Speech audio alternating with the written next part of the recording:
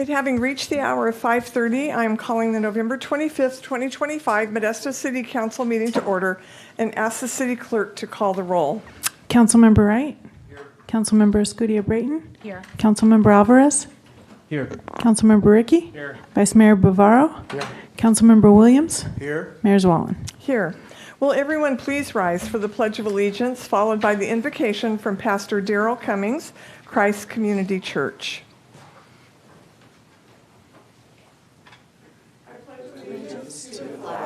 Of the United States of America, and to the republic for which it stands, one nation, under God, indivisible, with liberty and justice for all. Our Father, we give you thanks for Modesto. We're so grateful for the beautiful city that you've given us in which to reside. I pray a blessing on all of our leaders, our servants, and we're so grateful, Lord, for how you've blessed us this year. We pray for those who are less fortunate this Thanksgiving season. May you give us a heart of compassion and a generous spirit to those who are in need. I pray you'd give wisdom to these men and women who serve and lead our community, especially our city. And I pray that this would be a productive and profitable meeting. I pray this in Jesus' name. Amen. Amen. Thank you.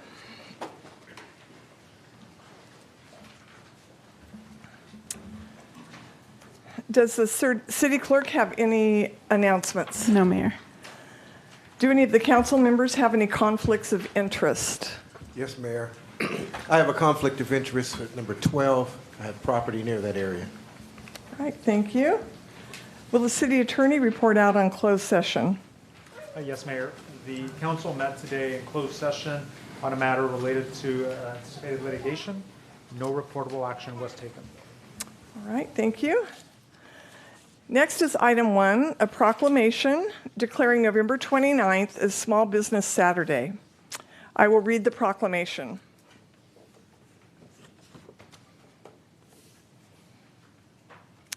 Small businesses illustrate the heart and dedication of Modesto. Today, we uphold a commitment to those businesses to sustain and support them. Local entrepreneurs ensure a vital role in creating jobs, boosting the local economy, and affirming a sense of community.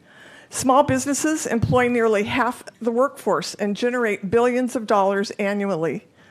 The economic impact of these businesses produces significant stability, success, and prosperity for our very own city of Modesto. We further recognize that small businesses empower our culture. When we support small businesses, we invest in hard work, supporting our friends and families, and ultimately bringing people together. Every small business is unique and contributes to our local values, traditions, and way of life. The City of Modesto wishes to celebrate the contributions and perseverance of small businesses and express gratitude for the entrepreneurs and innovators who enhance our local livelihood. Now, therefore, I, Sue Zwalin, Mayor, do hereby proclaim November 29th, 2025 as Small Business Saturday in the City of Modesto and encourage all residents and visitors to support local small businesses. Accepting will be Trish Christensen, President and CEO of Modesto Chamber of Commerce, and Johnny Garcia, President and CEO of Stanislaus Latino Chamber of Commerce. Welcome. Thank you, Mayor and Council. Nice to be here with all of you again tonight. Small Business Saturday was launched in 2010 by American Express as a way to drive economic impacts and community shopping. Here in our community, when you shop local, whether you shop corporate or small, you're still making a difference here. Keep our tax dollars here. But get out and shop Small Saturday. You're supporting a lot of families, raising their families here. You're supporting them and their future success and progress, which means you're supporting the same for our community. So on behalf of the Greater Modesto Chamber of Commerce, it's an honor to receive Small Business Saturday proclamation from Council tonight. All right, thank you. Good evening, everybody. Thank you again for picking us to be up here to receive this proclamation on behalf of all the small businesses, all businesses in general here in our community. And thank you guys for always supporting both of our organizations and other ones out there that are out here to help. But I challenge everybody to not just shop on Saturday small business. We always challenge everybody to do that every single day as much as possible, keep things local here, because it takes more than one day to support these small businesses. So thank you guys again for allowing us to accept this proclamation. So thank you. All right, thank you for your remarks. Are there any council members that have remarks? Councilmember Ricky. Thanks, Mayor. Johnny, Trish, thanks for being here and all the work that you guys do for local businesses. Can I ask a question? Am I allowed to ask a question? Sure. So if residents wanted to shop small businesses on Small Business Saturday or other days like you talked about, how could they use your chambers to kind of find those businesses? So they can look either one of us up, and also on our websites we have the directories of all of our businesses, or just reach out to us and then we can connect them. Thank you. All right, thank you. Councilmember Williams. Thank you, Mayor. Thank you, Johnny and Trish, for all that you do. It's amazing that in the United States of America, there's 87% of the business, all businesses, 87% of them are small business. And that's an incredible number that just shows the backbone of small business. And you two and your organization support them. We've been to many, all of us have been to many ribbon cuttings, and it's important. But more so than that, when I and us go to the ribbon cutting and your business, or I should say your chamber, supports them, there's a real warm, genuine feeling of we want to make sure you're successful. And I appreciate that attitude that both of you have every time there's a ribbon cutting. But the one other thing, Johnny, it's not even Thanksgiving yet, so you can take that Christmas shirt off. We're actually doing a toy drive after this with AMR at El Pollo Loco. So I was setting you up, so thank you. Yeah, I was going to say, of course you're doing a toy drive. You both, Trish and Johnny, are everywhere. And when I say that, I truly mean that. Your efforts are noticed, they're appreciated.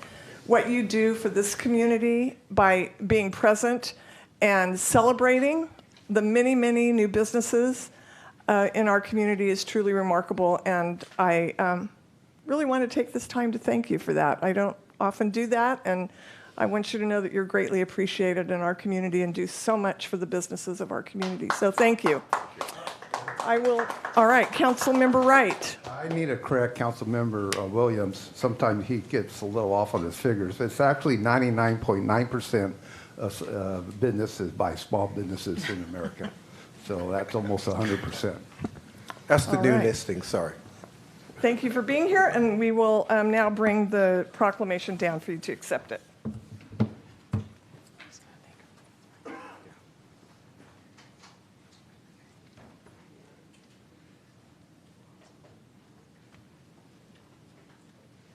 don't mind snapping back. I can snap back.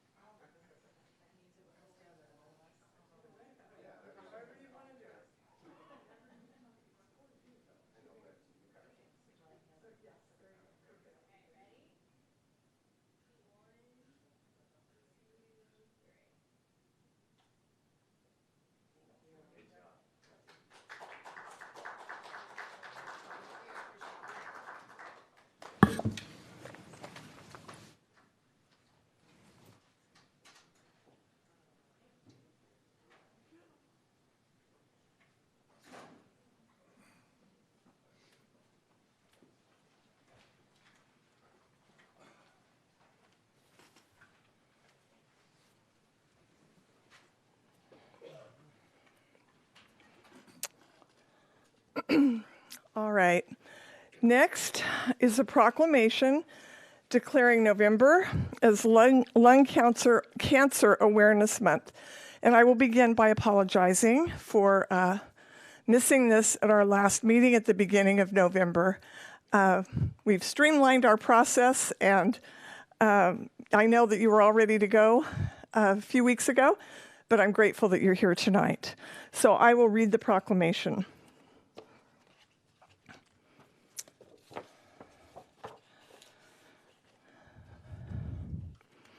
This is proclaiming November 2025 as Lung Cancer Awareness Month. During Lung Cancer Awareness Month, we honor all those living with lung cancer and their loved ones, as well as remember those lost. We thank the researchers and medical professionals working tirelessly to care for those with lung cancer and for their commitment to ending cancer as we know it. Lung cancer is the leading cause of cancer-related deaths in the United States, accounting for more deaths than colon cancer, breast cancer, pancreatic cancer, and prostate cancer combined. It is estimated that more than 226,000 people will be newly diagnosed with lung cancer this year. Screening for lung cancer can lead to the earlier detection and save lives. We encourage all residents to talk to their doctors about lung cancer symptoms and to learn about early detection services, as well as other actions they can take, including cessation of smoking, avoiding asbestos, maintaining a healthy diet, and exercising regularly.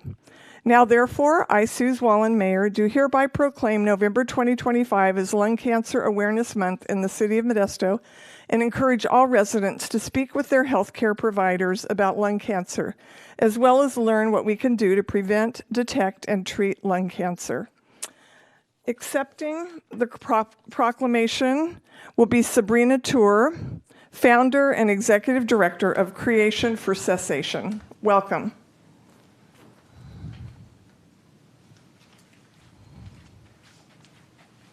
Thank you, Mayors Wallen and Council. It's an honor for November 2025 to be recognized as Lung Cancer Awareness Month. My name is Sabrina Tour, and as Mayors Wallen mentioned, I am the founder and executive director of Creation for Cessation, which is a 501c3 nonprofit based here in Modesto that's focused on tobacco cessation, promoting tobacco cessation through art among young people.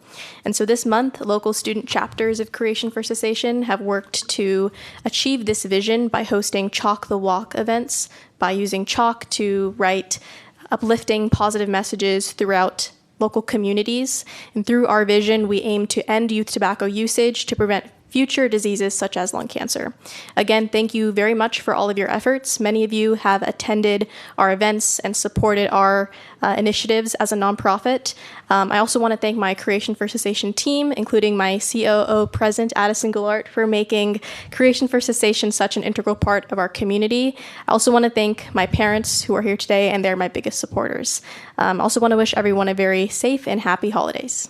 Thank you very much. Appreciate you being here. Any comments from council members this time? Councilmember Williams.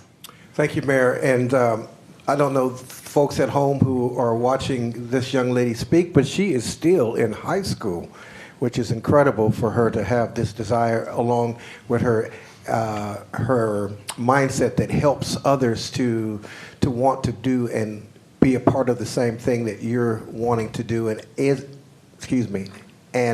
is doing in our community. We appreciate everything. I appreciate everything you do. I know this is just the bottom level of what higher heights that you're going to achieve with what you're doing, and you're going to be doing that in Modesto, right? Even if you go away to a university or college, and you're going to come right back here and make the difference, and I appreciate everything that you're doing. And thank you to your parents too for just being wonderful parents and helping you move along in life and do all these things that you have in your heart to do. Keep doing it along with your colleagues.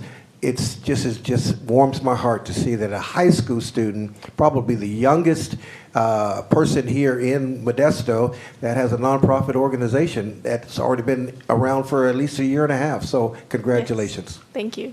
All right, thank you. Any other comments? I just have one. What motivated you to develop this Creation for Cessation? Primarily, it was seeing the effects of addiction in my own family and then seeing that same patterns of addiction on my school campus.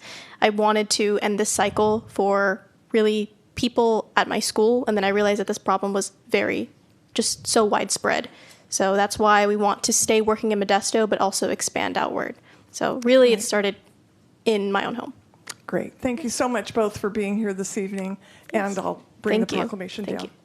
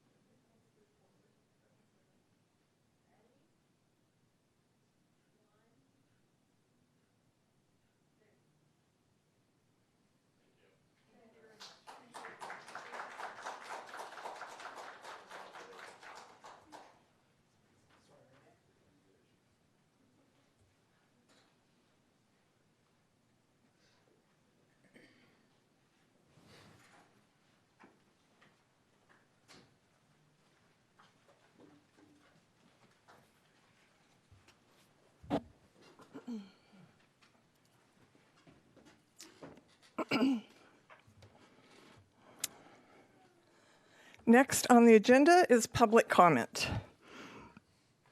As noted on the agenda, public comment will only be in person. Zoom will still be available for viewing and wordly translation. Thank you for all being here tonight. The City of Modesto Council meetings are a place where everyone is encouraged to listen, share views, and participate in the decision-making process that benefits our community. Your engagement is valuable, and it helps our City Council and city staff collaborate on finding solutions that enhance the quality of life for the residents of Modesto.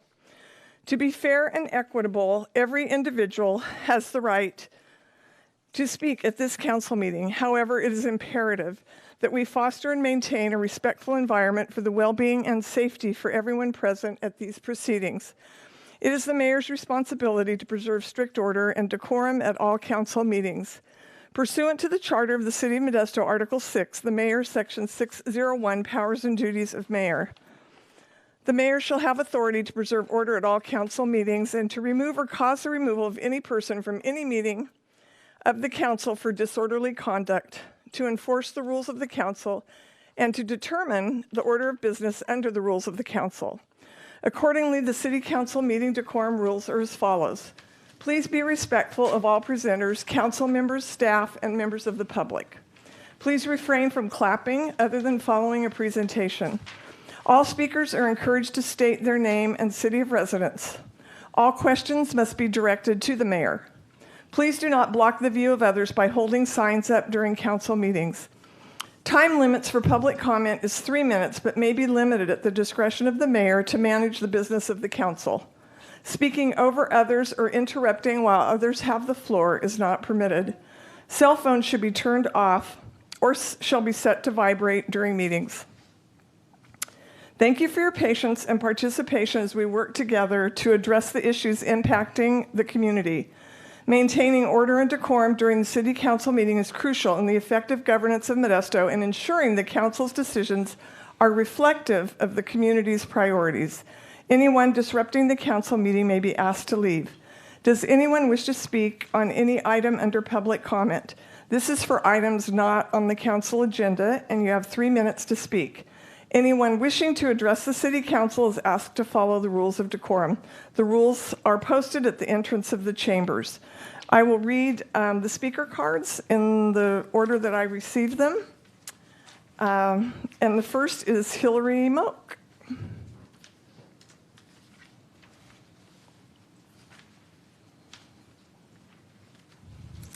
Welcome.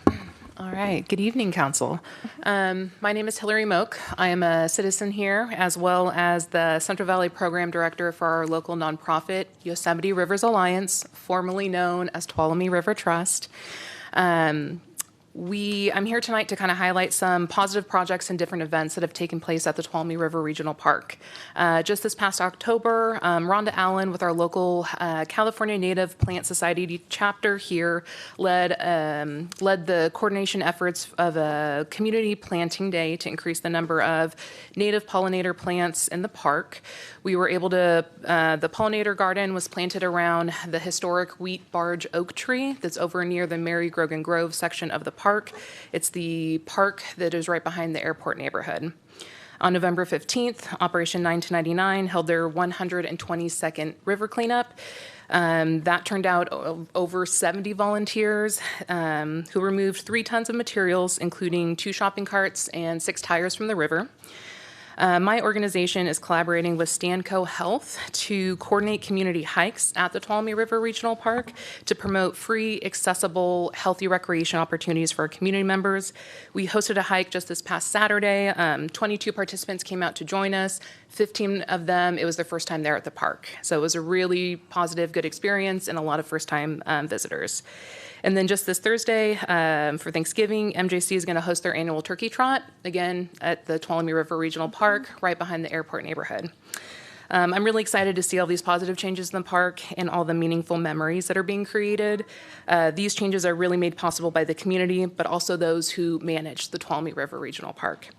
The Tuolumne River Regional Park Citizen Advisory Committee held a really successful meeting last week on November 19th. And I'm hoping the same success for the upcoming TRIP Commission meeting, which is December 10th. The last TRIP meeting was for the commissioners was August 28th, because unfortunately the October meeting was canceled due to a lack of quorum.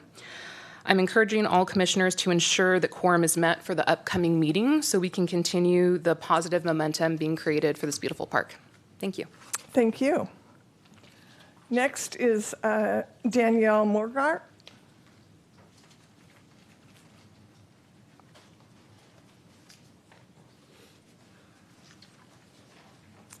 Welcome. Good evening, Mayor, Vice Mayor, and Council members. My name is Danielle Morgart from the Office of Assemblyman Juan Alanis. I apologize in advance for the lengthy report I have tonight. Over the past year, Governor Newsom signed one of the largest collection of bills affecting cities that we've seen in more than a decade.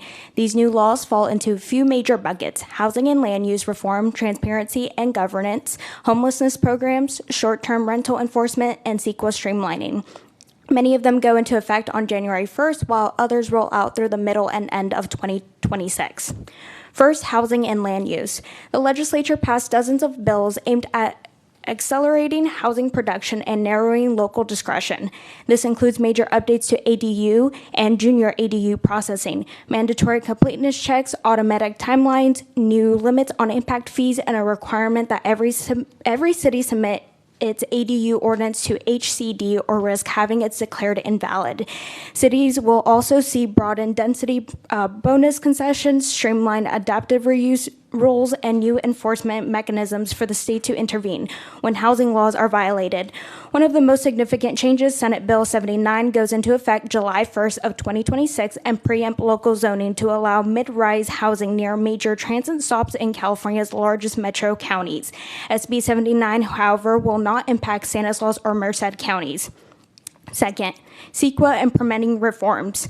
Through AB 130 and SB 131, the state created a new CEQA exemption for infill housing and shortened both administrative and judicial timelines. These changes mean faster approval windows, fewer delays, and a higher bar for CEQA-based project challenges. Third, transparency and public access.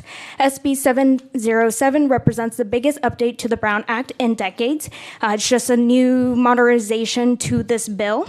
Fourth, homelessness and state reporting requirements. Several bills strengthen the statewide homelessness governance framework and tie funding more directly to performance metrics. Cities will face new reporting standards and coordination requirements for encampment programs, safe parking, and shelter planning.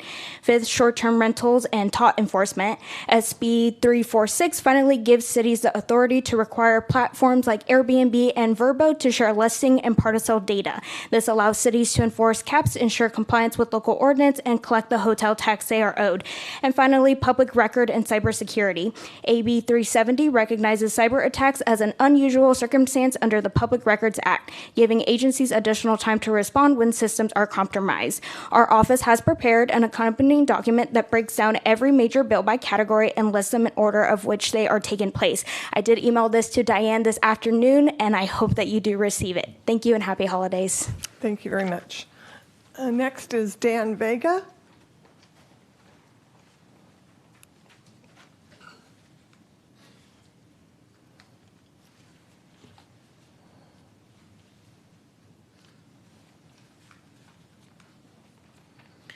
Dan Vega, Modesto resident. Good evening.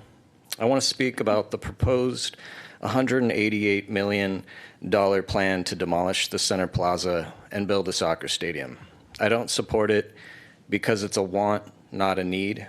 And when resources are limited, a city must prioritize real needs like affordable housing, mental health services, community facilities, and something we almost never discuss, emergency preparedness. We are living in uncertain times. The federal government is increasingly unstable, and FEMA is becoming less reliable. It feels more likely that a national emergency will overwhelm federal agencies rather than be prevented by them. As someone who believes every household that should keep emergency food and water, I started wondering, does the City of Modesto maintain any emergency food or water reserves for its residents? My research suggests the answer is no, not even a single can of cream corn. To put costs in perspective, if the city spent just $10 per resident on basic food and water reserves with a population of 221,060 people, that would cost a little over $2 million. That is just over 1% of the $188 million stadium proposal. For that amount, the city could store roughly a week's worth of basic emergency food for the community. Dry staples like rice and beans can last more than 30 years when stored properly. Canned foods last many years and can be donated to food banks before expiration. Nothing has to be wasted. Water is equally critical. Modesto sits in a semi-arid, irrigated agricultural zone where water can become contaminated for many reasons. Natural disasters, system failures, even accidents. That's why the city should maintain water reserves and secure containers along with food reserves stored in multiple locations, especially unused city-owned buildings. In an emergency, these supplies can be distributed by the fire department, emergency services, and trained community volunteers. People may debate the proper scope of local government, but one principle should be universal. A city should be able to provide food and drinking water to its residents during an emergency without depending entirely on the state or federal government. Thank you. You're welcome. Is there anyone else that wishes to speak under public comment? And this is for items not on tonight's agenda.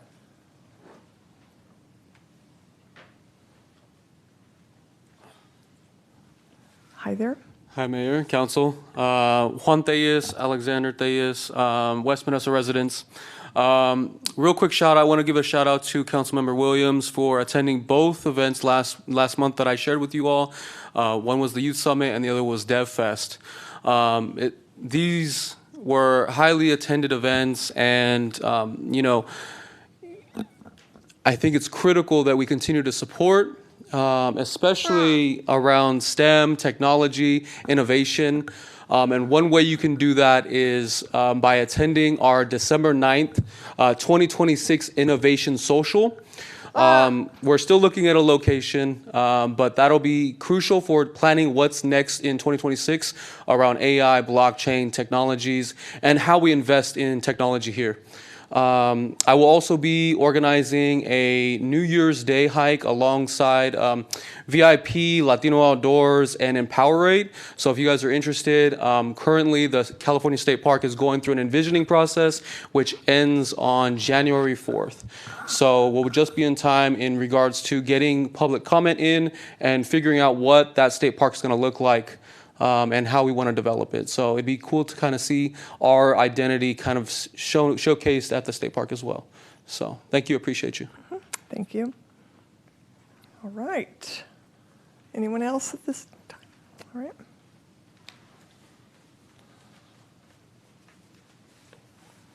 Welcome. Mayor, City Council, it's Jerry Thompson. I want to give you an update on the progress of the police car lowrider project with Modesto High School. So today was the last final day of some assembly with the car, and it's going to transfer tomorrow morning to MJC West Campus, where it will take for the second phase on the car, including body and paint. The students at Modesto High has done an outstanding job installing airbags and other required items to make this car a little bit more custom than a normal police car. So I just want to give you all an update about this. The kids are really into this project, and I think it's been fulfilling for them too, because they're learning something more than just the average kind of general maintenance that they've been learning at the high school on top of that. So it's been a very positive thing, and we're looking forward to the second phase. Hopefully these same students will be able to follow and continue with that second phase of the car. If not, it might be a separate group, but we will know more hopefully by next month. And then also, I thought it was great that the new baseball club owner, David Heller, actually stepped up and listened to the people.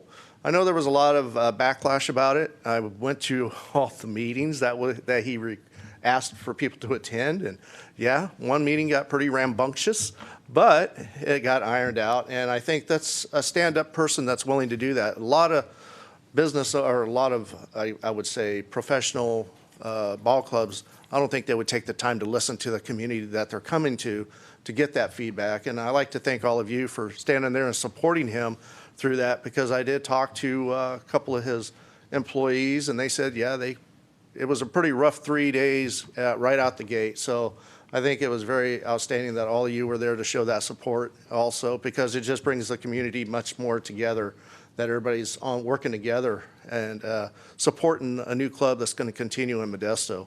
And so I'd like to thank you all and wish you all a good, happy Thanksgiving coming up, and see you next month.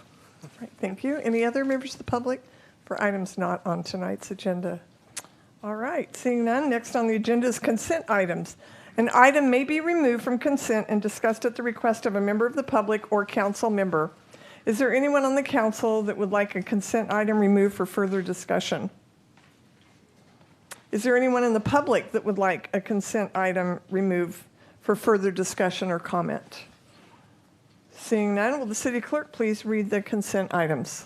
Item number 3, consider approving the minutes for the November 4th, 2025 council meeting. Item number 4, consider accepting the fiscal year 2025-2026 CAL FIRE Volunteer Fire Capacity Program Grant Award in the amount of $20,000 with a 50% local match for the procurement of wildland personnel protective equipment. Item number 5, consider the First Amendment with George Hills Company from Rancho Cordova for third-party administration of the city's general liability claims, increasing the agreement amount by $284,500 and a new total amount not to exceed $2,284,500 to complete the term of the agreement. Item number 6, consider the Second Amendment with Green Tech Services, LLC from Oroville, California for tree pruning and removal services, increasing the agreement amount by $960,000, and Rumble Tree Incorporated from Modesto, California for tree pruning and removal services, increasing the agreement amount by $690,000.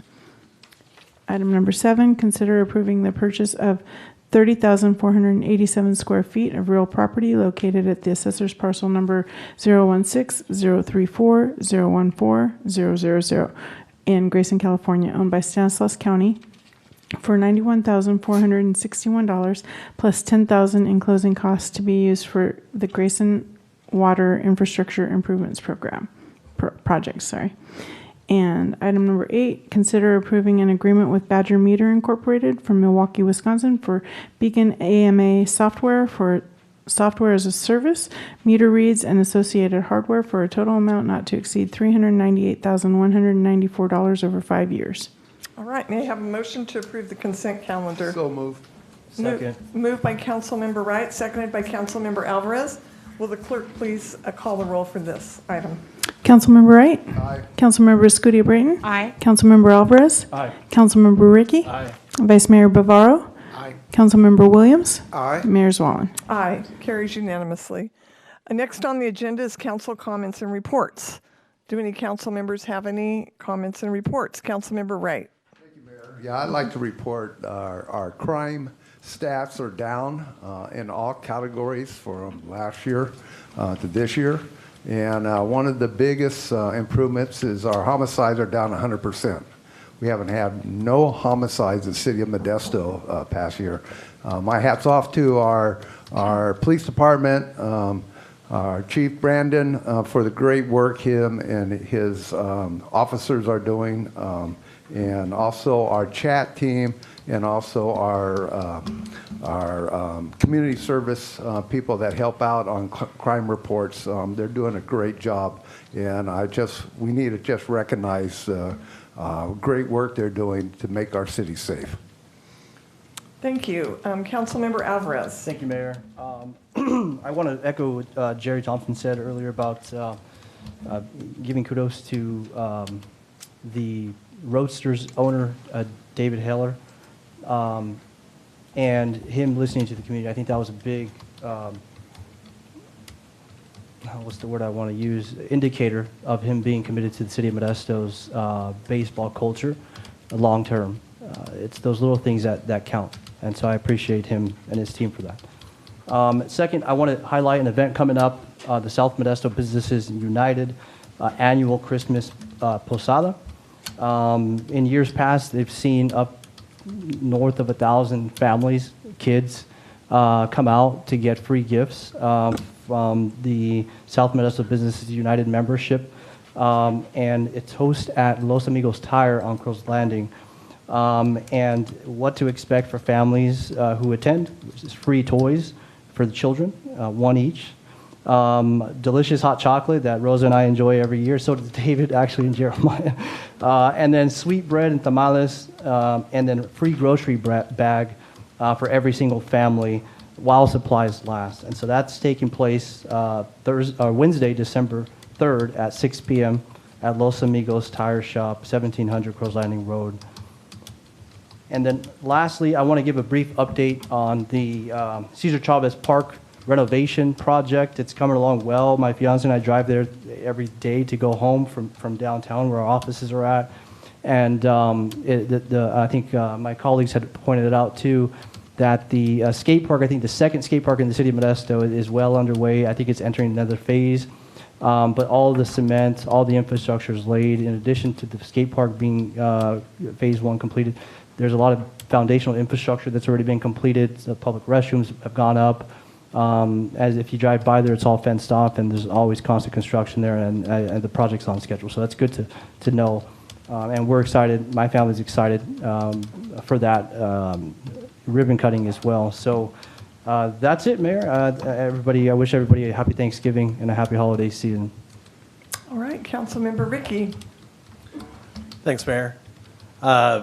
I also want to join the chorus here, thanking Dave Heller and the Modesto Baseball Club for all that they've done in our community so far. I love the fact they're bringing JT Snow as our manager. That's going to be amazing. I love the fact that they listened to the community and accepted the feedback and came up with a name, the Roadsters, that so far everyone seems like incredibly happy with. And so having ownership with that kind of relationship with the community is an element that we really haven't had here in a long time. And I'm just looking forward to seeing what that looks like every day at the ballpark. And I can't wait for that moment, for that season to open up in 2026.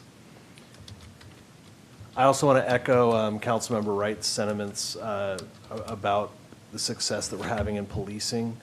This isn't an accident. A lot of people say, well, the police don't have a lot of control over crime, blah, blah, blah. I think that's absolutely false.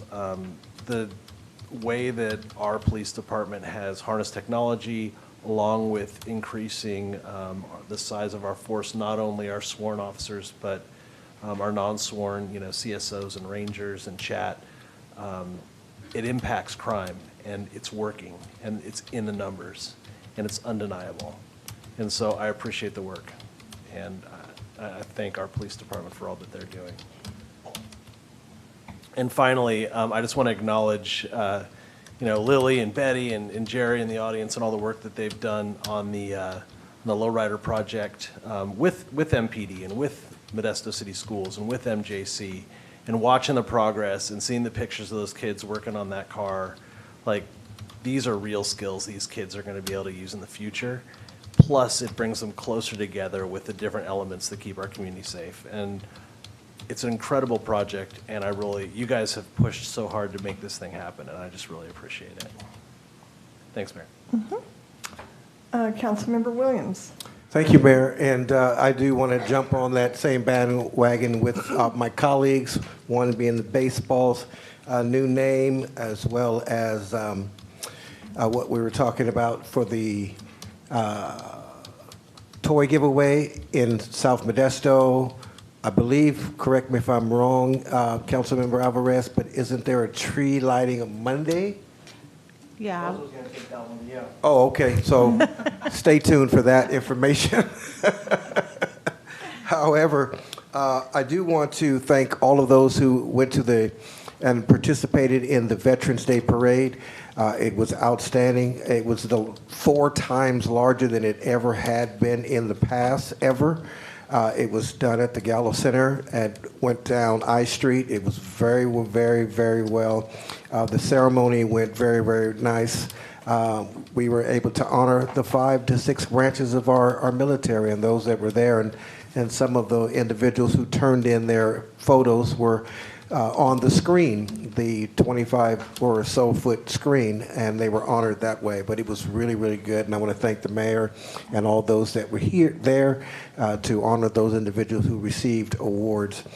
Also, you had already heard about about things that are good and then happening in Modesto, particularly crime is down.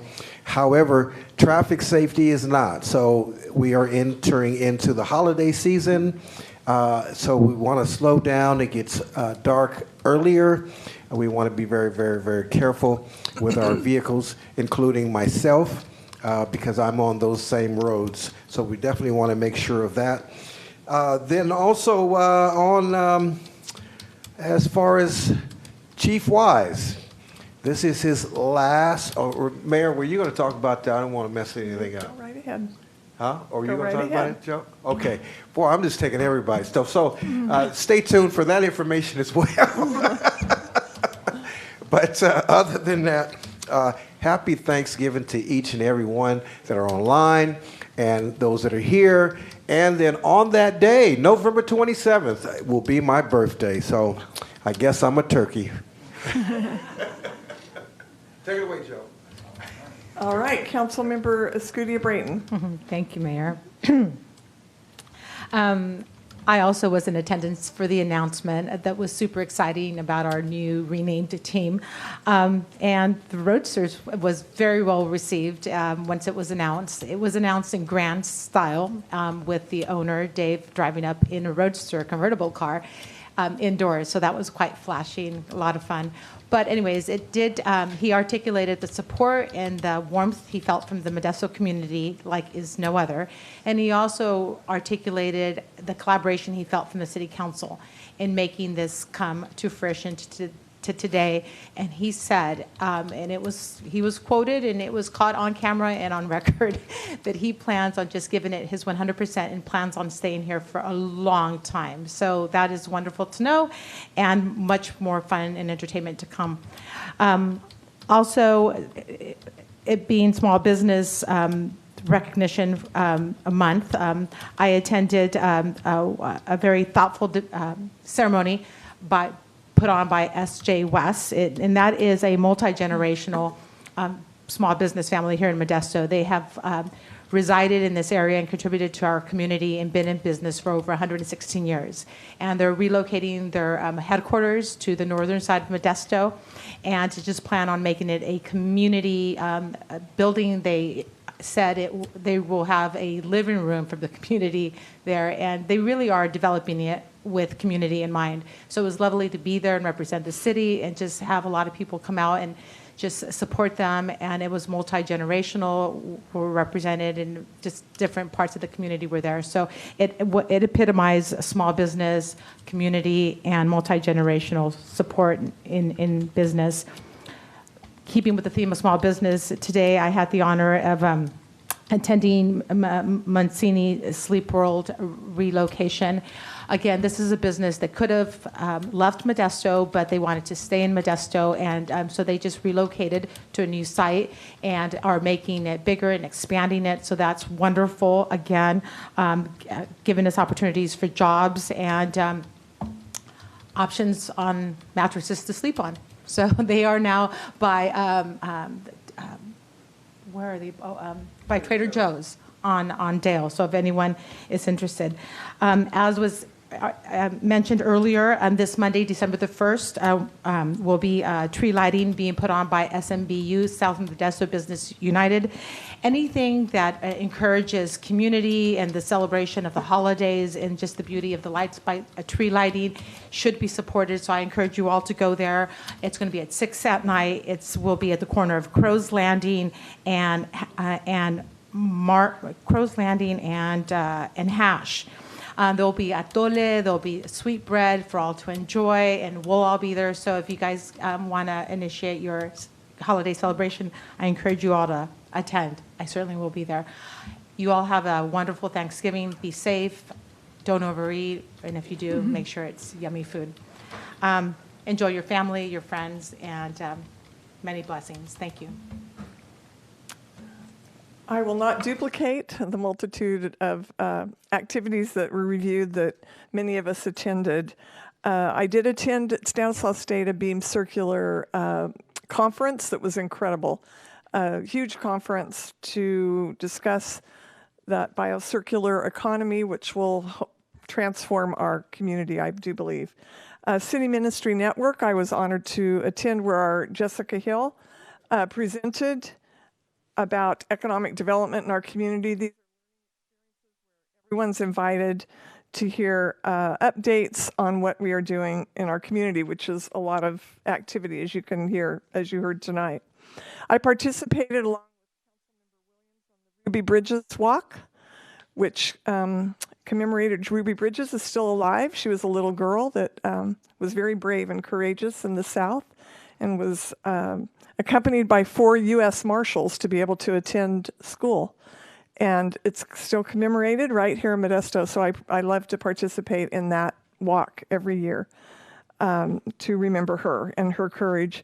Mochimu added Modesto Children's Museum added a Subaru, so they have a car from the Subaru Share the Love event, and that's another opportunity to teach children about many activities that the museum provides for them, and to be able to go around the community to do that.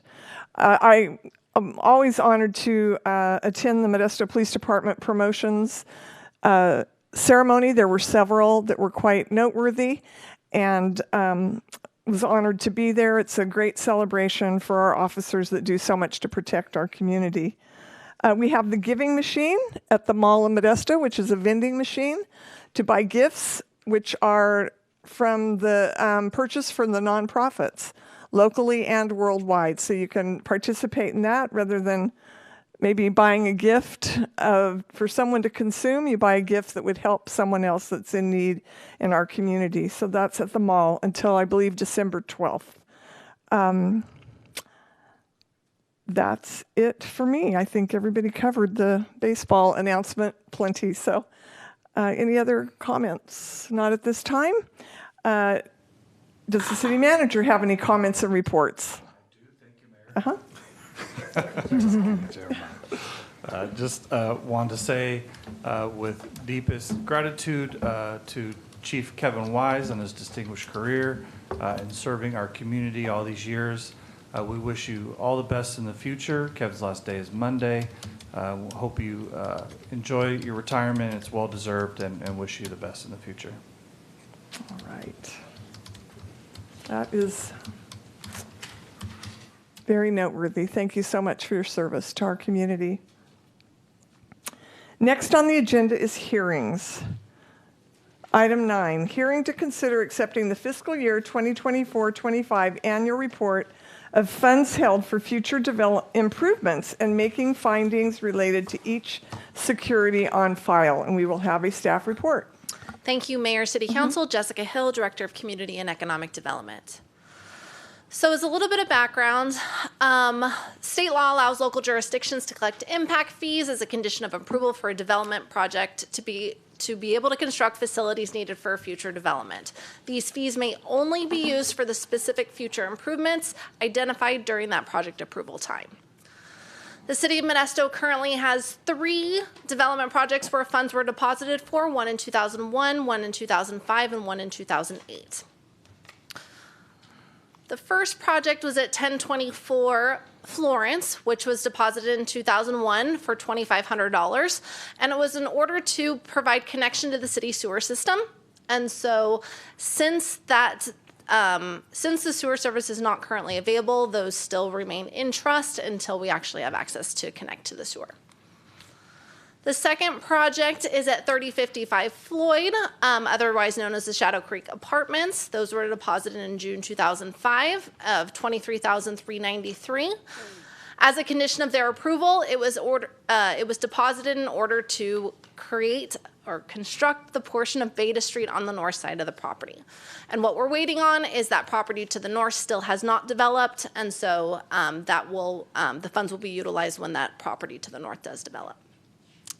Last up is the 3019 Floyd Avenue, which is the Walgreens, which had a deposit date of September 2008, where they deposited $27,165 for construction of a new on-site driveway and reconstruction of the bus turnout. And so again, due to development not occurring to the properties to the north, the funds will remain in trust until that occurs.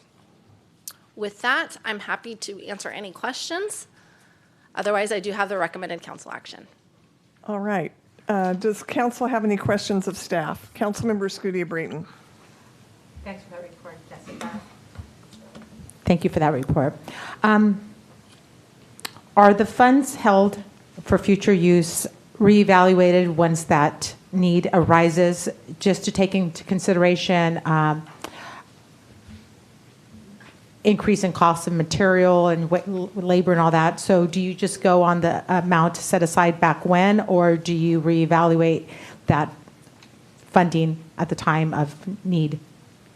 So it is the first. And so essentially, once the project was approved, those funds were deposited at that time. Interest is accrued during the time it's actually held in trust, but there's no other additional funds that are asked for from the previous development. Okay, so once the development does occur, if it costs more, that's just something that the city absorbs? No, it would be something that would be a partnership of the new development coming in, and then we'd be able to supplement with the funds that we've already collected. And so ideally, it was a shared cost at the time, and so we'd give them the other share of what those costs would be. Okay, great, thank you. All right, Councilmember Williams. Thank you, Mayor. Jessica, so is it on here, or did I miss it? What's the percentage rate on that? I mean, that goes all the way back to 2008, and it went up. What is the percentage rate on that? So the percentage rate is just equivalent to what the city receives for all of their funds, and then they're just attributed their fair share. And so I can speak to how much interest has been accrued over time. I don't have the specific interest rate as it changes every year. Okay, thank you. All right. Any other questions from council members? Seeing none, I'll now open the public hearing. Are there any members of the public that would like to come forward regarding item 9? Seeing none, I will close the public hearing, close public comments. Any comments from council members? All right. Seeing none, I need a motion for a resolution accepting the fiscal year 2024 25 annual report of funds held for future improvements and making findings related to each security on file. Do I have a motion? Motion. Motion by Councilmember Second. Williams. Second. Second by Councilmember Wright. Will the clerk please call the roll for this item? Councilmember Wright. Aye. Councilmember Escutia Brayton. Aye. Councilmember Alvarez. Aye. Councilmember Ricky. Aye. Vice Mayor Bavaro. Aye. Councilmember Williams. Aye. Mayor Wallen. Aye. Carries unanimously. Next is item 10, a hearing to consider accepting the Capital Facilities Fees Annual Report for fiscal year 2024-25 and making findings related to each of the fee categories. And we will have a report. Thank you, Mayor, City Council. So this is our annual CFF report. So in accordance with California Government Code 66,000, it allows local governments to adopt an impact fee program to mitigate the impacts of new development. These impact fees may be used for the purchase and construction or rehabilitation or acquisition of public facilities, but cannot be used for maintenance.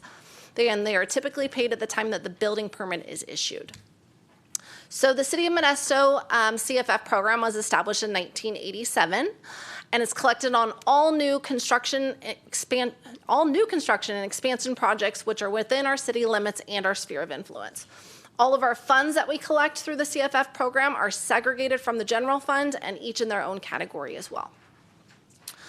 So in accordance with government code, it requires local agencies to actually approve an annual report each year, which must have the following information: impact fees descriptions, the amount of the fees, the beginning and end balance, the interfund transfers or loans, or any refunds that are done. So for this year, this is a description of all of our fees that we collect from our impact fee program. We collect streets, public transportation, air quality and parks, police, fire, city hall and other government, and administration. Our fee amounts are above. Again, this is based on the type of thing being built on the actual property. For reference, for a single family home, the total amount for the CFF per home is $18,146. As we move on, these are the beginning and ending fund balances. This is based on the by category of CFF collected. As I stated before, these are all held in separate funds just to ensure the accounting and are used for the appropriate purpose. For our CIP expenditures, these are key expenditures that occurred of projects that are actually utilizing the CFF funds. Some expenses that did hit this last year: the State 132, the Hetch Hetchy Crossing, as well as Clarentino McHenry to Coffee 4 lanes. The other one in the Parks Fund is Mary Grogan Park Phase 2. This is an outline of all of the CFF transfers throughout the last year. Many of these transfers are in and out to different CIP projects that are occurring in other funds as well. So that's where your Parks and Air Quality helped fund the Trip Gateway, the Downey Shade project, and then the Mary Grogan Community Park. So we do offer exemptions to accessory dwelling units. In the last fiscal year, we issued 108 permits for accessory dwelling units, and only 12 had actual fees that were due. 3 of those permits were charged at the proportional rate, and 9 permits were charged at the multifamily rate. So the total fees we were able to exempt over the year was just over $1.1 million. We also have the ability to exempt CFF fees for affordable housing projects. The exemption that was approved over this last year were for 7th Street Village for the 79 units, which is a total of $967,750. So with that, I'm happy to answer any questions. All right, thank you for your report. Does council have any questions of staff? Councilmember Alvarez. Thank you, Mayor. Just a point of information. Danielle Morgart, the field rep for Assemblymember Juan Alanis, mentioned SB or Assembly Bill or Senate Bill. I'm not sure. Does that impact ADUs as it pertains to this context here?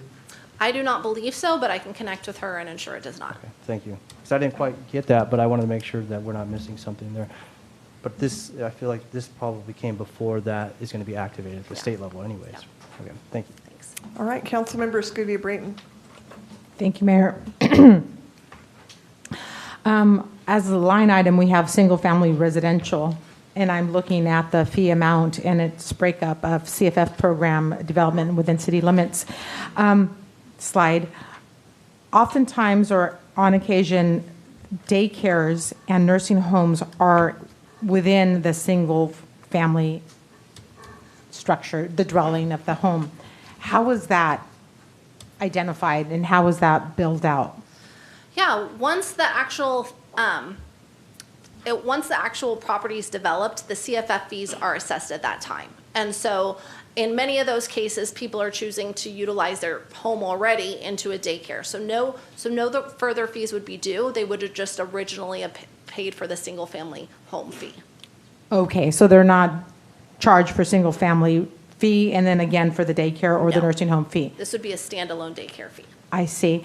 And has there ever been any conversation, given the challenges with the daycare industry and the lack of perhaps considering an exemption for those residences that have daycare businesses built in? Has there ever been a conversation in that regard? At this time, no, but it is something we can look into. Beautiful. Thank you, Jessica. No more questions. Okay, thank you. Any other questions from council? Seeing none, I'll now open the public hearing. Are there any members of the public that would like to come forward regarding item 11? Seeing none, I will close the public comments. Any comments from council members? All right, I have to have two votes on this. First is a resolution certifying and adopting the CEQA initial study mitigated negative declaration EA/C and ED number 2025-19 for a proposed rezone from highway. I'm on the wrong one. Yeah. I am Item absolutely 10. on the wrong one. Item 10. Please correct me sooner if you notice Sorry. that. I've moved along. And this is only one resolution. A resolution accepting the capital facilities fees annual report for fiscal year 2024-25 and making findings related to each of the fee categories. Do I have a motion? So moved. Motion by Councilmember Escutia Brayton. Second. Second by Councilmember Wright. And will the clerk please call the motion? Call the vote for this item. Councilmember Wright? Aye. Councilmember Escutia Brayton? Aye. Councilmember Alvarez? Aye. Councilmember Ricky? Aye. Vice Mayor Bavaro? Aye. Councilmember Williams? Aye. Mayor Zwallen? Aye. Carries unanimously. Now, item 11. Hearing to rezone the property located at 3401 North McClure Road from highway commercial to low-density residential. And we will have a staff report. Thank you, Mayor and City Council. So, as a project overview, on June 5th, Self-Help Enterprises submitted an application to develop 38 for-sale affordable housing homes on a vacant parcel which is located at 3401 North McClure Road. It would require a rezone from what's currently zoned as highway commercial or C3 to low-density residential. So 3401 McClure Road is located west of North McClure Road and north of Yosemite Boulevard. It's currently 4.15 acres and it is a vacant property. To the north, the properties are zoned low-density residential. To the west, they are planned development, which are zero lot line single-family homes.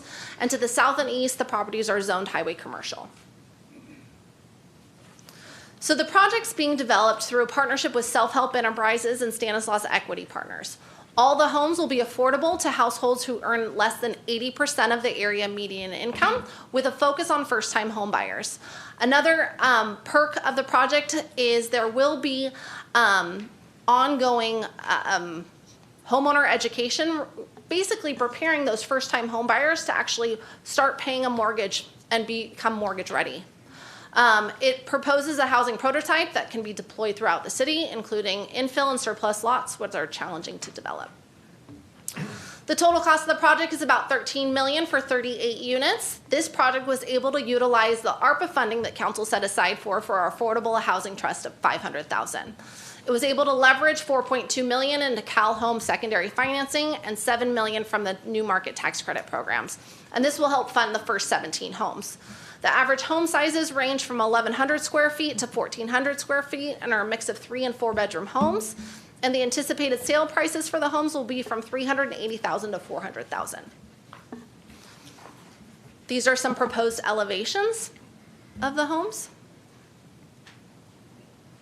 And so as part of the zoning requirements, this does trigger the state bonus density law and offers the developer to actually have some development standard concessions.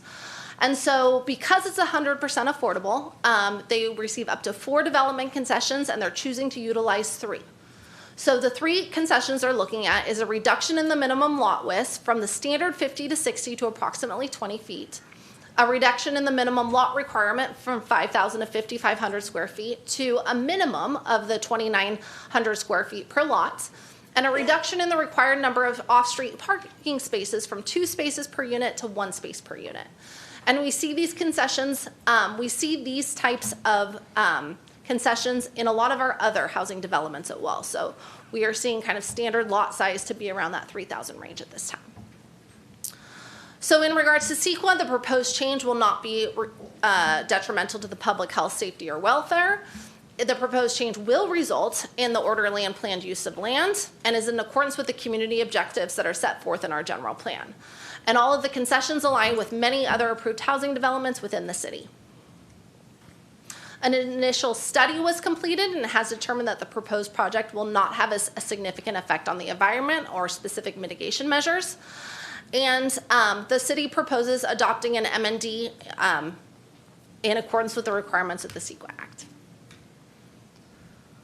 So the project also has been referred to all of the internal city departments as well as the local utility companies, the fire department, and Parks Planning Division, and all the standard conditions of approval have been applied to the project. This was taken forward to the Planning Commission, where it was voted on 6-0. We did have 1 abstain due just to abundance of caution, due to proximity to the project. And then they also recommended approval specifically for to bring this forward to council with a 6-0 with 1 abstention. With that is the staff recommendation. I'm happy to answer any questions. All right, thank you. Does council have any questions of staff? Vice Mayor Bavaro. Thank you, Mayor. The average size of the homes between 1,100 and 1,400, what are the size of the lots? The smallest size of the lot is 2,900, but they do go up larger from there. Some are some odd-shaped lots. And so this is a unique, special funding, but my question is, somebody purchases a house and 3 or 4 years they decide to sell the house. Can they sell that house as an investment rental to the general population, or does it have to meet certain requirements?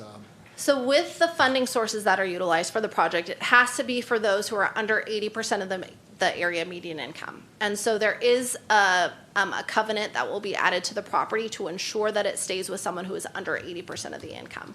They are looking at various different down payment assistance programs as well to see if they could partner with the foundation or the state. And with that, there would be other, covenants on the property that would have to either be paid back or be triggered to ensure it stays for that same population. And that's in Empire School District, correct? I believe so. It is. Yeah. It is. Thank you, Mayor. All right, Councilmember Williams. Thank you, Mayor, and thank you, Jessica. I think this is a tremendous project, by the way. So, correct me, if an individual wanted to purchase one of these homes, how do they go about doing that? So they would actually reach out to STEP or Self-Help Enterprises, and they're kind of determining what that process will look like. Mm-hmm. And they would have to ensure that they qualify them for from the income basis, as well as ensure that they go through all the home ownership counseling classes prior to then purchasing the home. So fiduciarily, they have the money. So it's not Wells Fargo, Bank of America. It's all through STEP. So they will be funding all of the construction of that. They will still be looking at the individuals purchasing the home to find loans on the public market as well. Oh, so they will be finding money on the public market. Okay, that's my question, and that's my answer. So thank you. You're welcome. Right, Councilmember Alvarez. Thank you, Mayor. Mm-hmm. Jessica, do you know if, since it's C3 currently, if there's ever been any vehicle-oriented businesses there, oil, gas, underground tanks, oil contaminating soil, etc.? That was all looked at when we did the CEQA analysis, and nothing was determined. And so it was- green lit. Yeah. Okay, thank you. All right. All right. Vice Mayor Bavaro. Thank you. I forgot one question. So this is designed obviously for lower income families. Are there any concessions given to perhaps their credit report having a lower score, maybe not qualifying in a traditional sense, having a credit score between 500 and 600 FICA? Is there any concessions going to be given to this population of homeowner? So I'm actually not sure of that answer. I do have Jessica Filburn from STEP here, and if she may have that answer to the question.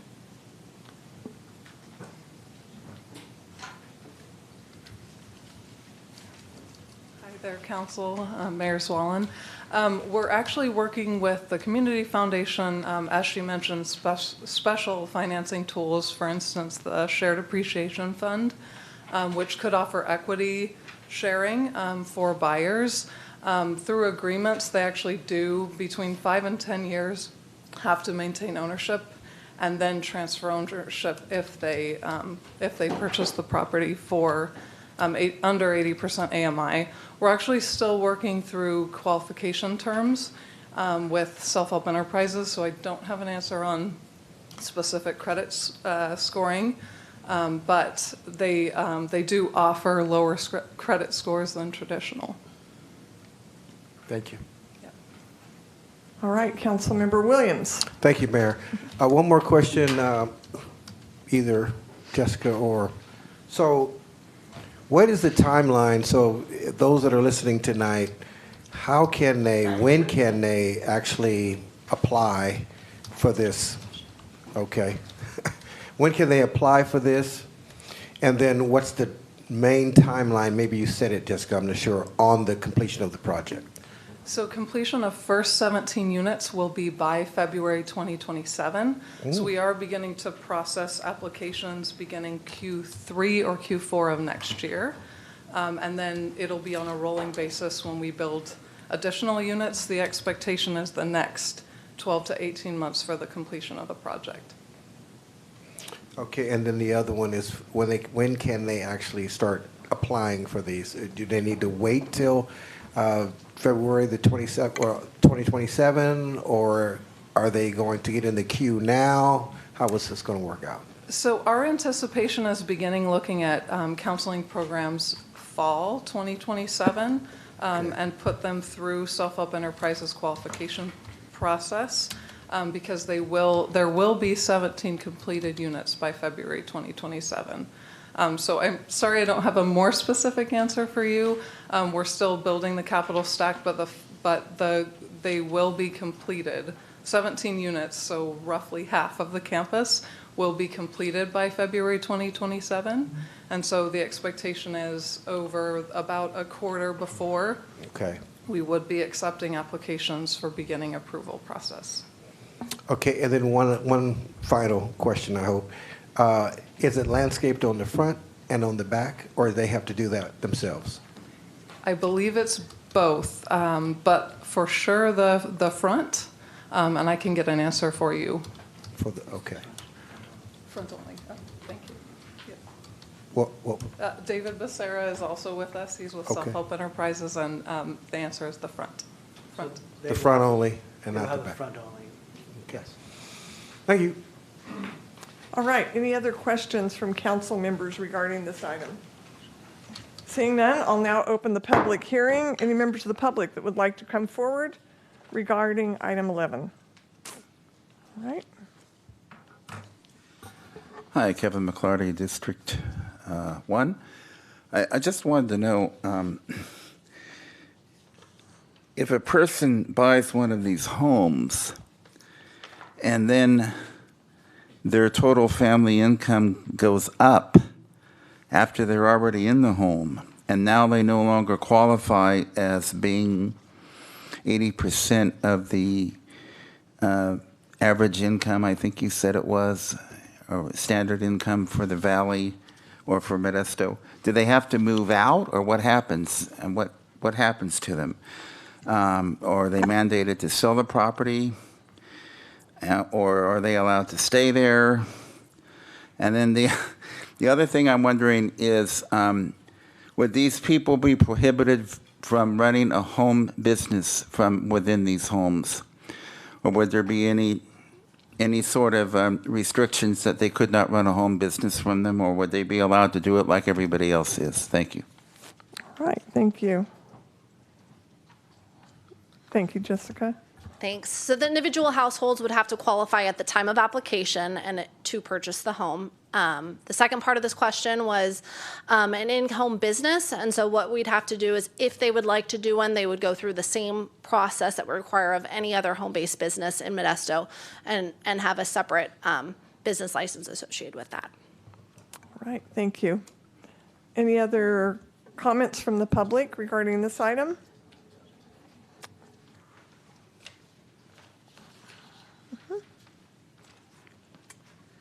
Evening, David Serbo, South Alp Enterprises. Thank you very much for allowing us to speak on this project. If a homeowner, to answer the gentleman's question, Okay. if a homeowner gets to the point where they qualify for the home and then their income exceeds, congratulations, that's what we're trying to do. We're trying to build generational wealth. They're not going to be, that's their home. They can stay there as long as they want. There's no restrictions in the fact. And so I just wanted to answer that question. Thank you. Yeah. Any other comments from the public?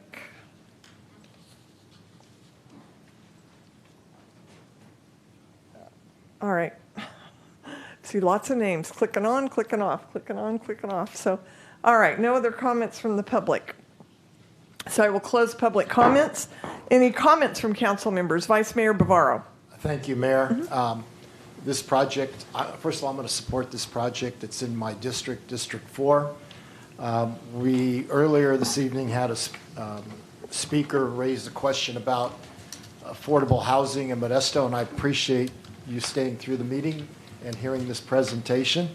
And in just the last couple of months with 7th Street Village and now this project, we're going to have 117 units that's affordable housing. And that's quite an accomplishment, and it's good use of grant money, and thank you very much, Mayor. All right, Councilmember Scudia Brayton. Thank you, Mayor. Congratulations to everyone that contributed to this happening. I know it didn't happen in a vacuum or by one person. It took a lot of collaboration, a lot of thinking power, and I think these additional 38 units are going to make 38 families very happy. So thank you very much for all your hard work on this project. Councilmember Williams. Thank you, Mayor. I can't say enough about our team, our economic development team, with Ms. Hill, Jessica Hill, and Edgar and their team, and then, of course, in conjunction with STEP and the rest of you all who are putting this together. This is outstanding, and as my colleagues have already stated, this is another step toward having quality of life in Modesto. So thank you for this innovation. Thank you for this creation. And I'll take two. Well, I can't take any of them. But anyway, that's it, Mayor. All right. Councilmember Ricky. Thanks, Mayor. Affordable housing is probably our biggest challenge in Modesto, so it's just incredibly meaningful when we see projects like this, coming into reality and actually going to be helping residents within the next, 16 months or so. It's not just doing the projects, it's getting them done quickly, and I love the fact that STEP and that our CED department is able to work so well together and get this stuff done quickly. So thank you, guys. All right. Thank you for your comments. This will take, as I mentioned before, 2 votes. I have a resolution certifying and adopting the CEQA Initial Study Mitigated Negative Declaration, EA/C and ED number 2025-19, for a proposed rezone from highway commercial C3 to low-density residential R1 at the property located at 3401 North McClure Road. Do I have a motion? So moved. Moved by Vice Mayor Bavaro, seconded by Councilmember Williams. And will the clerk please call the roll for this resolution? Councilmember Wright? Aye. Councilmember Escutia-Brayton? Aye. Councilmember Alvarez? Aye. Councilmember Ricky? Aye. Vice Mayor Bavaro? Aye. Councilmember Williams? Aye. Mayor Zwollen? Aye. Carries unanimously. Next, I need a motion introducing and waiving the first reading of an ordinance amending Section 25-3-9 of the zoning map of the City of Modesto to rezone from highway commercial zone to low-density residential zone, property located at 3401 North McClure Road. Do I have a motion? So moved. Second. Moved by Vice Mayor Bavaro, seconded by Councilmember Escutia-Brayton. And will the clerk please call the roll? Councilmember Wright? Aye. Councilmember Escutia-Brayton? Aye. Councilmember Alvarez? Aye. Councilmember Ricky? Vice Mayor Bavaro? Aye. Councilmember Williams? Aye. Mayor Zwollen? Aye. Carries unanimously. Thank you very much. Next is item 12, and Councilmember Williams will be leading for this item.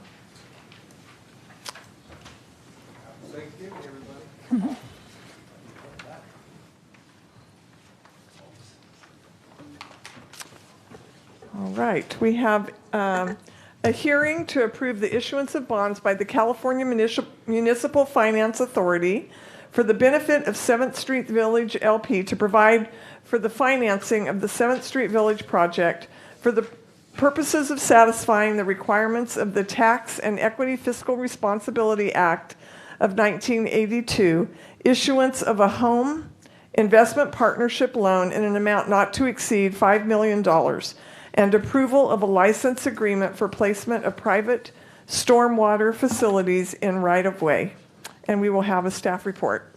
Thank you, Mayor. So we're here this evening to conduct a public hearing pursuant to the Federal Tax Equity Fiscal Responsibility Act, or TEFRA. TEFRA requires that a public hearing be held by the governing body of the jurisdiction in which the project is to be financed with tax-exempt financing is located, and that the governing body approve the proposed financing.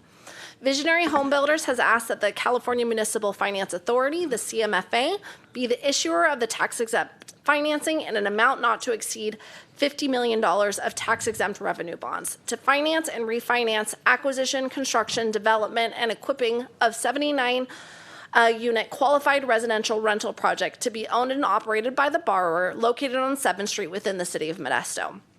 The CMFA is a joint powers authority formed to assist local governments, nonprofit organizations, and businesses with the issuance of both taxable and tax-exempt debt.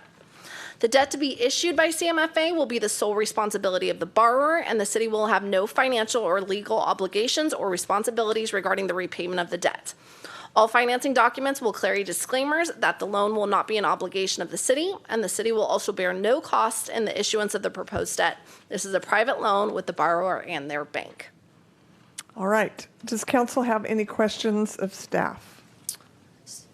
So, Mayor, I am going to go through just a quick presentation regarding the project as well. Thank you.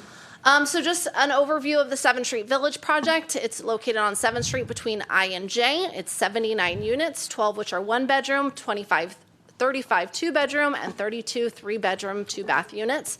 It's all served for the population in between 30 and 80% of the area median income. The project itself is a $68 million project where it will have a Head Start daycare facility, a community cooling center, a teen center, and office space for services. As part of the city partnership for this project, the city is committing funding. And so the city has already committed $2 million in community development block grant funding. We're looking for approval to have the agreements for the $5 million in the home partnership funding. And then the loan terms is 3% simple interest to begin on the accrual of issuance of the certificate of occupancy for a term of 55 years to Visionary Home Builders. The other thing that we're looking to approve tonight is a development concession for the stormwater mitigation, and this is to allow the storm drainage of the project to be actually underneath 7th Street in order to accommodate the size of the project on the site. So a little bit of background, I've already talked about the bonds themselves, but again, state and local government agencies can issue tax-exempt housing revenue bonds to assist developers in building these types of projects. Visionary Home Builder will be the bond, have requested from CMFA to serve as the bond issuer for 7th Street Village, and then this hearing is required tonight in order to issue those bonds. So for the next steps and timeline for 7th Street Village, looking for council approval tonight. We anticipate construction will start in December of 2025 and be completed in winter of 2027 for 100% occupancy in spring 2028. And with that, I'm happy to answer any questions. All right. Does council have any questions of staff? Seeing none, I'll now open the public hearing. Any members of the public that would like to come forward regarding this item? Seeing none, I will close public comments. Any comments from council members? All right, so this is going to require several resolutions. I have a resolution of the City Council of Modesto approving a plan of finance of the California Municipal Financial Authority to issue and reissue revenue bonds for a qualified residential rental project for the benefit of 7th Street Village LP and certain other matters relating thereto. Do I have a motion? Make the motion, Mayor. Second. Motion by Councilmember Alvarez, second by Councilmember Wright. Will the clerk call the roll for this item?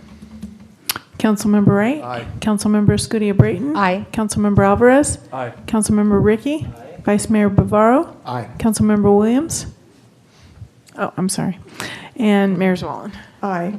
Carries 6-0 with one abstained. Is that correct? Yes. Recused. Recused, yeah. Got it.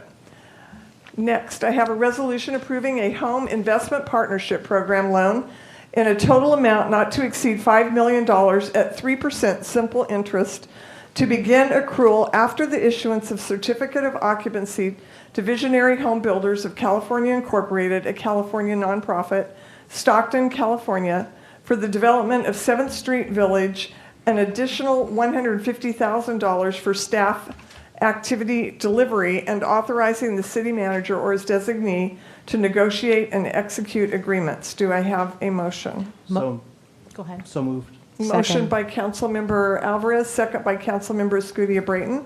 And will the clerk please call the roll for this item? Councilmember Wright. Aye. Councilmember Scudia-Brayton. Aye. Councilmember Alvarez. Aye. Councilmember Ricky. Aye. Vice Mayor Bavaro. Aye. Mayor Zwollen. Aye. Carries 6-0 with one recused. A resolution approving a license agreement for the placement of stormwater facilities in the public right-of-way property located at 914 to 930 7th Street, Modesto, California, also known as Stanislaus County, Assessors Parcel Numbers 104-006-007, 104-006-008, 104-006-009, 104-006-010 to Visionary Home Builders of California Incorporated, a California nonprofit, Stockton, California, for the development of 7th Street Village, and authorizing the city manager or his designee to negotiate and execute agreements.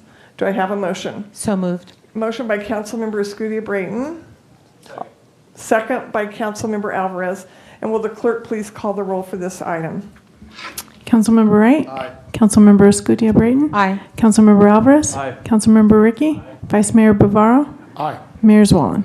Aye. Carries 6-0, one recused.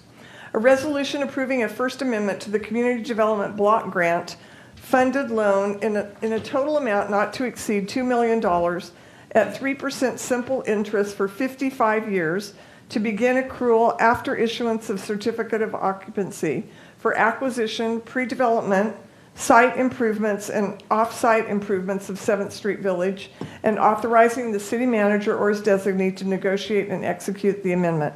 So moved. Moved by Councilmember Alvarez. Second. Seconded by Councilmember Wright. And will the clerk please call the roll for this item? I know you can't win.